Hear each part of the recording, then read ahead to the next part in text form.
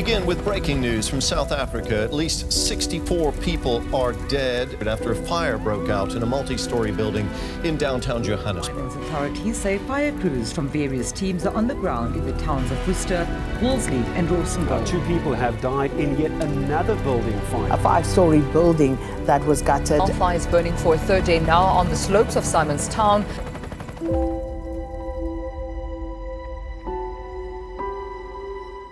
I'm Richard Walls from Stellenbosch University. I head up the fire engineering research team here. Africa needs fire safety. One of the ways I can see Stellenbosch having the biggest impact is our students.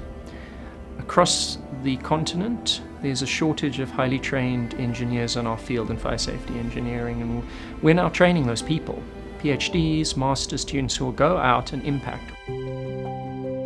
There are going to be tens of thousands of buildings, operations, power plants protected across the continent by our trained engineers in the future. And that's been a great place as the only university offering this sort of education on the continent. The research is important, but it goes hand in hand with the people that are putting it into practice out there. It's great to be part of a faculty that seeks to promote excellence and puts effort and support behind initiatives that can impact our society, that can produce good research, and then generally move our industry forward so that the engineering can really have an impact on the world.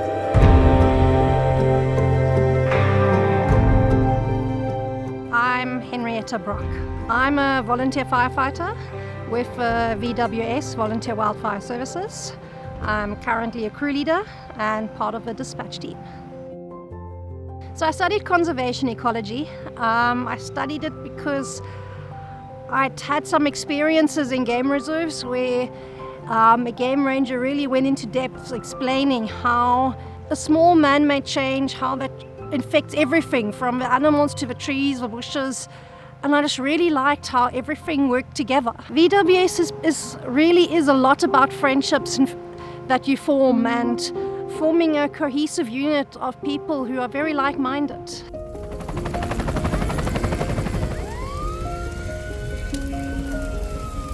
It's the initial adrenaline rush, the pushing yourselves beyond your boundaries in remote areas where there's no hiking paths, where no one usually comes. Just the flames, the lights from the flames are enchanting. Everyone always talks about how terrible fire is. Well, you'll find that most of the volunteer firefighters I work with talk about fire as a beautiful thing. Fighting fire in the middle of dense vegetation, you are constantly faced with burning roots, burning vegetation that ignites again. You turn around and you think you've done a whole bunch of hard work, and you just turn around and you say, oh, now I need to go back there. Well, of course, some breaking news just coming in. Scores of families are homeless tonight after a fire has destroyed homes in Alexandra Township, north of Johannesburg. An informal settlement fire almost spreads like a wildland fire. It starts from one home and then quickly spreads to other homes across, but you have a continuous sprawl of fuel, so you have, whether it's timber and plastics and materials stored on top of homes, between homes.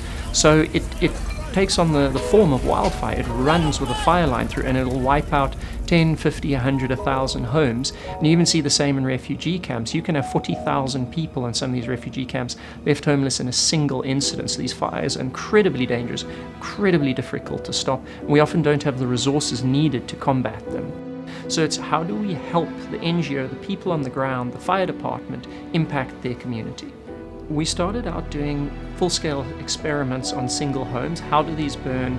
How does fire spread? And it's so important as engineers and researchers that our research isn't just, ivory tower stuff that sits in a bookshelf somewhere, but it actually helps the people on the ground, making the world a safer place and uplifting people, property, and the environment. That laid the basis for research in so many different areas we're now. But daily there are thousands of fires across the country. Most of them actually go unreported.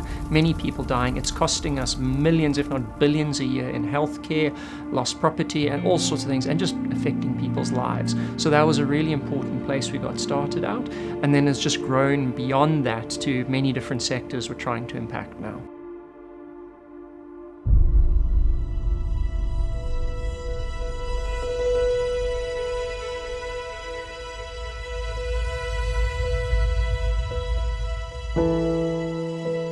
I loved the town Stellenbosch. I love bringing family that comes to visit to show them where I went to university. Stellenbosch University shaped me in various different ways. I love the legacy that the university has. That definitely makes me proud to be a Māori.